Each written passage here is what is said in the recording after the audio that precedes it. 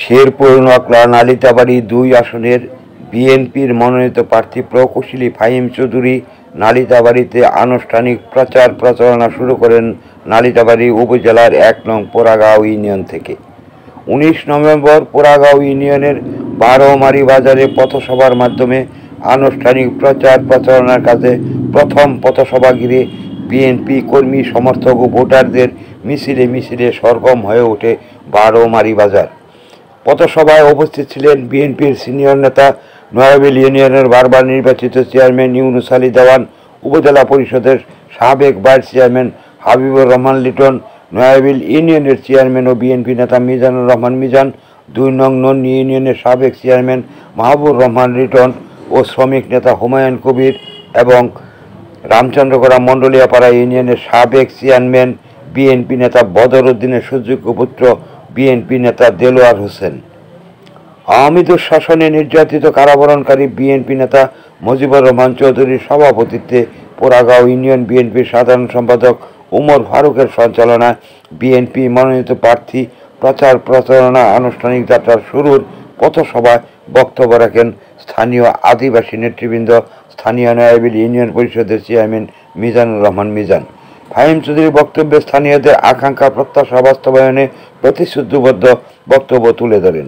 ফাহিম চৌধুরী বিগত ১৮ সালে নির্বাচনে অংশগ্রহণ করে তাতে এই ইউনিয়ন পোড়াগাঁও ইউনিয়নে পর্যাপ্ত পরিমাণ ভোট পেয়েছেন স্থানীয় বক্তারা উল্লেখ করে বক্তব্য রাখেন।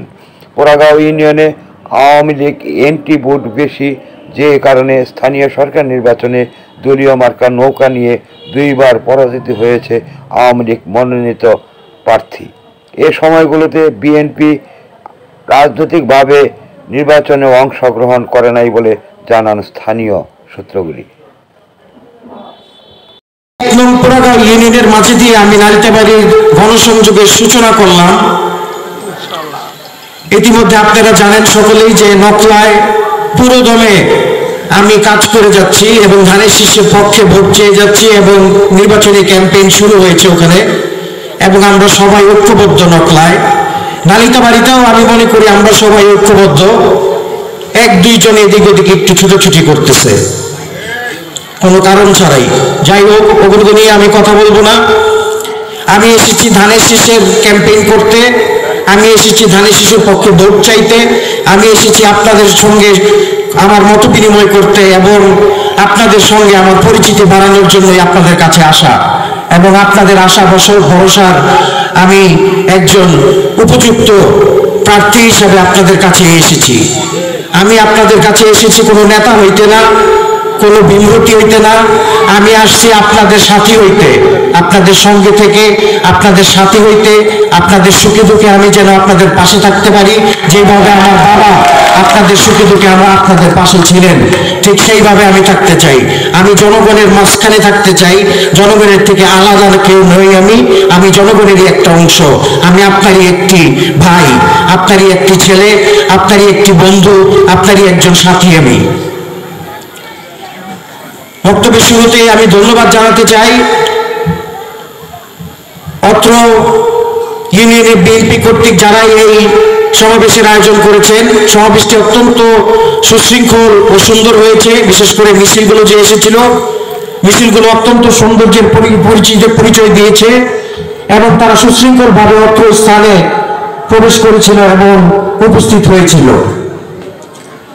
আমি আরো ধন্যবাদ জানাতে চাই মুজিবুর রহমান চৌধুরী সাহেবকে তার অক্লান্ত পরিশ্রমের কারণে, ওমর ফারুক সাহেবকে তার অক্লান্ত পরিশ্রমের কারণে। ওনারা দুইজন কিন্তু একজন সভাপতি, একজন হচ্ছে ১ নং পোড়াগাঁওয়ের সেক্রেটারি সাহেব বিএনপির। অঙ্গ সংগঠনের যারা এই অনুষ্ঠানের সঙ্গে সম্পৃক্ত ছিলেন সকলকে আমার অন্তরের অন্তঃস্থল থেকে ধন্যবাদ জানাতে চাই। আপনাদের এই অত্র এলাকার আরেকজন বিশিষ্ট সমাজসেবক এবং বিশিষ্ট ব্যক্তিত্ব আছেন, যার নাম হচ্ছে শাহিন আলম। উনি এলাকার উন্নয়নে অংশগ্রহণ করতে চান। উনি একজন বিশিষ্ট ব্যবসায়ী। উনি আজকে আসছেন আপনাদের অনুষ্ঠান দেখতে এবং আপনাদের সঙ্গে পরিচয় হইতে। আমি আরো ধন্যবাদ জানাতে চাই বিশেষ করে আদিবাসীর পক্ষ থেকে যিনি বক্তব্য রেখেছেন, ঝর্ণা মারা, তাকে ধন্যবাদ দিতে চাই। তার বলিষ্ঠ কণ্ঠস্বর এবং বিশেষ করে আদিবাসী যে নিগৃহীত আর আদিবাসী যে অবহেলিত এই বিষয়টিকে তুলে ধরার জন্য আমি তাকে ধন্যবাদ জানাতে চাই। আমি আরো ধন্যবাদ জানাতে চাই অত্র অনুষ্ঠানে যারা এখন আমার সামনে উপস্থিত আছেন, আশেপাশে উপস্থিত আছেন। অনেকক্ষণ ধৈর্য ধরে আপনারা কথা শুনছেন এবং অনেকক্ষণ ধৈর্য ধরে আপনাদের ধৈর্যচ্যুতি না ঘটার জন্য